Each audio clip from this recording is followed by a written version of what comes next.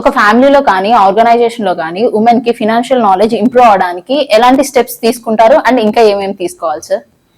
ఒకటి, ఇక్కడ మనం ఫ్యామిలీ అండ్ కంపెనీ ఏదైతే చెప్తున్నామో ఈ రెండింటికన్నా ముందుగా గవర్నమెంట్ ఏదైతే ఉందో గవర్నమెంట్ కొన్ని స్టెప్స్ అనేటువంటి తీసుకోవడం జరుగుతుంది. మన భారతదేశంలో అంటే 140 కోట్లు 145 కోట్ల జనాభా ఉన్నటువంటి మన దేశానికి వచ్చేటప్పటికి ఏంటి అంటే కొన్ని మారుమూల ప్రాంతాలు ఉన్నాయి, కొన్ని డెవలప్డ్ ఏరియాస్ అనేటువంటివి ఉన్నాయి. కొన్ని ఏరియాల్లో ఏంటంటే ఇంకా ఇప్పటికీ ఆడపిల్ల పుడితే ఏదో దరిద్రం అన్నట్టుగా, లేదంటే అవేవో ఖర్చులతో కూడుకోను అన్నట్టుగా చాలా మంది చూస్తూ ఉంటారు. సో అటువంటి ఏరియాస్లోకి వచ్చేటప్పటికి ఏంటంటే బేటీ బచావ్ బేటీ పడావ్ అనేటువంటి క్యాంపెయిన్స్ రన్ చేయడం, తర్వాత ఏంటంటే అక్కడ ఉన్నటువంటి మౌలిక వసతులు ఏవైతే ఉన్నాయి, బేసిక్ ఇన్ఫ్రాస్ట్రక్చర్ ఏదైతే ఉందో వాటిని ఇంకా ఇంప్రూవ్ చేయడం అనేటువంటిది జరుగుతుంది. అండ్ అక్కడ ఆ ఏరియాస్ నుంచి కొన్ని సెమీ అర్బన్ తర్వాత మెట్రో ఏరియాస్కి వచ్చేటప్పటికైతే కనుక గర్ల్స్ కి మినిమం డిగ్రీ వరకు చదివిస్తేనే కానీ వాల్యూ ఉండదు అనేటువంటి థాట్ ప్రాసెస్ లో ఉన్నటువంటి పేరెంట్స్ కొంతమంది ఉన్నారు. అండ్ వాళ్ళకి స్కాలర్షిప్స్ అనేటువంటివి రావడం కావచ్చు. కొన్ని కంపెనీస్ లో ఏంటి అంటే women oriented kind of connect ఏవైతే ఉంటాయో, ఎందుకంటే మనం చాలా ఉమెన్ కాలేజెస్ లో కూడా మనం ఈవెంట్స్ చేయడం జరిగింది, ఫైనాన్షియల్ లిటరసీ ఈవెంట్స్. సో అక్కడ ఏంటి అంటే కనుక ఉమెన్ ఎంపవర్మెంట్ కోసం ఈవెంట్స్ అనేటువంటివి కండక్ట్ చేయడం, తర్వాత వాళ్ళకి ఇండస్ట్రీ కనెక్ట్ అనేటువంటిది, కాలేజ్ కంపెనీ కనెక్ట్ అనేటువంటిది ఏదైతే ఉందో అటువంటి ప్రోగ్రామ్స్ అనేటువంటివి కావచ్చు, కొన్ని కాలేజెస్ లెవెల్లోనే ఉన్నాయి. ఇది మాత్రమే కాకుండా తెలంగాణ గవర్నమెంట్ ఇప్పుడు ఏవైతే ఫ్రీ బస్ అని చెప్పేసి అని ఆడవాళ్ళకి అని పెట్టడం జరిగిందో దానివల్ల ఏంటంటే ఒక బేసిక్ ట్రాన్స్పోర్టేషన్కి అయ్యేటువంటి ఖర్చు కొంతవరకు మిగులుతుంది, కాబట్టి అది కూడా వాళ్ళకి యాడ్ ఆన్ అవుతుంది అనేటువంటి పద్ధతుల్లో మనం చూసుకోవచ్చు. ఇవన్నీ ఏంటి అంటే ఉమెన్ ఎంపవర్మెంట్ కోసం మనం మాట్లాడుకుంటున్నాం. ఫైనాన్షియల్ ఎంపవర్మెంట్ కోసం రావాల్సి వచ్చినప్పుడు ఏంటి అంటే స్కిల్లింగ్ కోసం చాలా ఇంపార్టెంట్. స్కూల్లో కాలేజెస్లో నేర్పించినటువంటి థియరిటికల్ పాయింట్స్ నుంచి వాళ్ళు జాబ్ పరంగా, సొసైటీ పరంగా, కంపెనీ పరంగా క్లయింట్స్కి వాల్యూ యాడ్ చేయాల్సినటువంటి విషయాలు ఏవైతే ఉన్నాయో, హై ఎర్నింగ్ పొటెన్షియాలిటీ ఉన్నటువంటి జాబ్స్కి కావాల్సినటువంటి స్కిల్ సెట్స్ అనేటువంటి వాళ్ళు ఎప్పటికప్పుడు చేసుకోవాల్సినటువంటి అవసరం.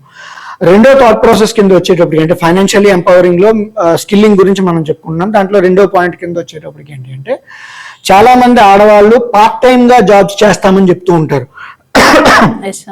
మిగతా టైంలో ఫ్యామిలీ గురించి స్పెండ్ చేయాలి, పిల్లల కోసం స్పెండ్ చేయాలి, హస్బెండ్ కోసం స్పెండ్ చేయాలి అని చెప్పేసి థాట్ ప్రాసెస్ ఉంటారు. మనం పార్ట్ టైం అనేటువంటి మాట ఎప్పుడైతే వాడుతున్నామో అంటే ఫుల్ ఎఫర్ట్ దాని మీద వెళ్ళదు.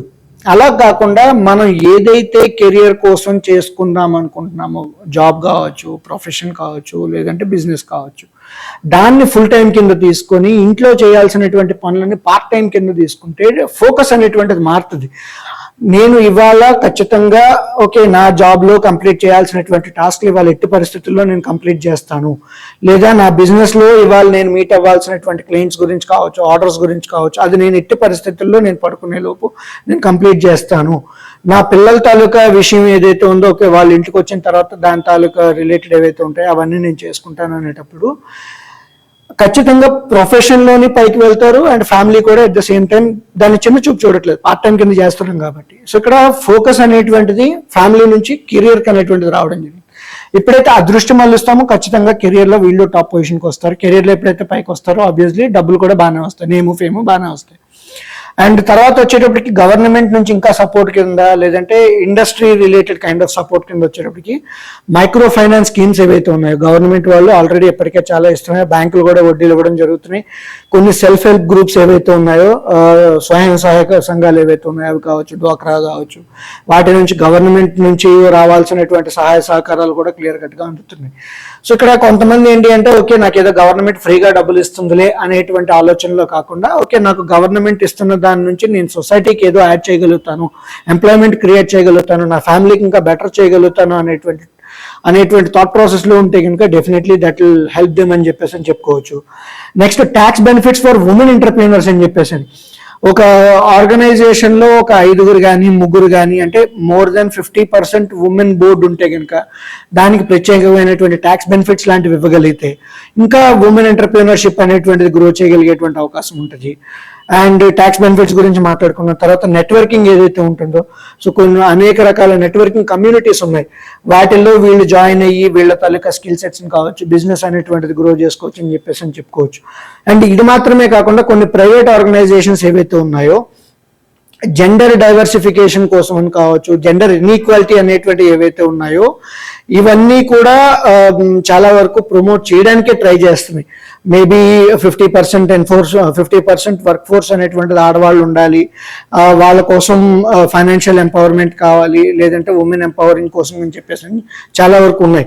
And at the same time ఈ ఫైనాన్షియల్ ఎంపవర్మెంట్ కోసం కావాల్సినటువంటివి ఏవైతే ఉన్నాయో ఆర్గనైజేషన్స్లో ఉన్న హెచ్ఆర్ ఎవరైతే ఉన్నారో ఉమెన్ రిలేటెడ్ ఫైనాన్షియల్ సెషన్స్ అనేటువంటివి కండక్ట్ చేసుకోగలగాలి.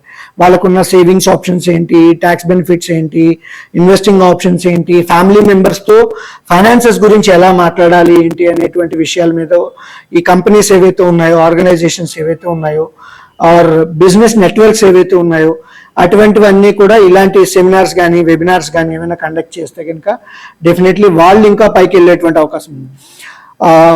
ఇంకా అంటే కొన్ని దేశాల్లో అయితే కనుక ఆడవాళ్ళ పేరుని అకౌంట్ ఓపెన్ చేయాలి అంటే కనుక మగవాళ్ళ సంతకం పెట్టాల్సినటువంటి అవసరం ఉంది.